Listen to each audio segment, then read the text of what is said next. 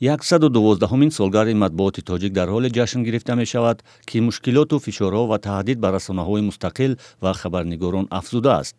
ин назари бархе аз созмонҳои байналмилалии дифоъ аз рӯзноманигорон ва озодии баён аст.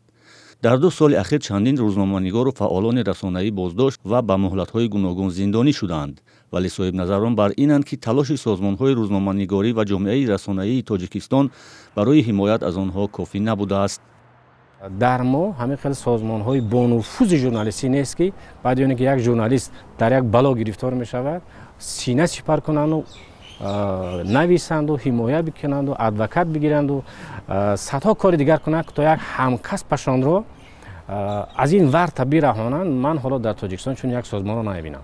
сафири иёлоти муттаҳидаи амрико дар тоҷикистон Мануэл Маккалер зимни паёми табрикиаш ба рӯзи матбуоти тоҷик ба ин нукта ишора карда гуфтааст: мо ҳамчунин аз ҳукумати тоҷикистон даъвати худро давом хоҳем дод, ки аз ҳуқуқи хабарнигорон ҳимоят кунад ва озодии баёни онҳоро эҳтиром кунад. аммо чаро созмонҳои рӯзноманигории дохилӣ дар ҳимоят аз фишору нақси ҳуқуқи рӯзноманигорон ва расонаҳо дасткӯтаҳанд? интиқод кардан осон аст, вале таъмин кардани ҳамроҳии воқеии касбӣ дар фазои иттилоъоти тоҷикистон имконнопазир аст.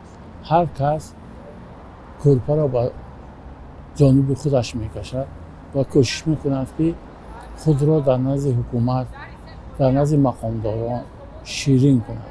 ва вақте ки ин ё он ҳамкас мо аз пайи иҷрои фаъолияти касбии худаш ҷабр мебинад, мутаассифона бо як овоз мо аз ҳуқуқу манфиатҳои онҳо ҳимоя карда наметавонем.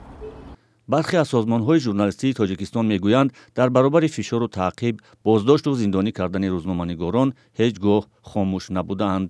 шӯрои воситаҳои ахбори умумии тоҷикистон ҳамеша пайи он талош мекунад, ки дар ҳадди ақал аз ҳуқуқҳои журналистон, аз ҳуқуқҳои ҳамкасбон садо баланд кунад. таҳлилгарон ва хабарнигорон мегӯянд, ки дар баробари ҷашн гирифтан аз рӯзи матбуот бояд ба мушкилоти соҳа ва қазияҳои рӯзноманигорон низ пардохта шавад. ҳозир созмонҳои журналистие ки чандта дар тоҷикистон ҳастанд, он қадар фаъолияти назаррас надоранд мутаассифона, ки дар ҳамин рӯз ҳамаи журналистоне сарҷамъ кунанд, муассисои расонаҳое сарҷамъ кунанд, он рӯзноманигорое ки мушкили ҳуқуқӣ доранд, мушкили иқтисодӣ доранд, ҳама инҳо сарҷамъ кунанд ва аз мушкили инҳо суҳбат кунанд ва роҳи ҳалли ина пайдо кунанд. созмону кишварҳои ғарбӣ солҳо боз ҳукумати тоҷикистонро барои маҳдудияти озодии баён, бастану аз саҳна рондани расонаҳои мустақил ва саркӯби хабарнигорон танқид мекунанд.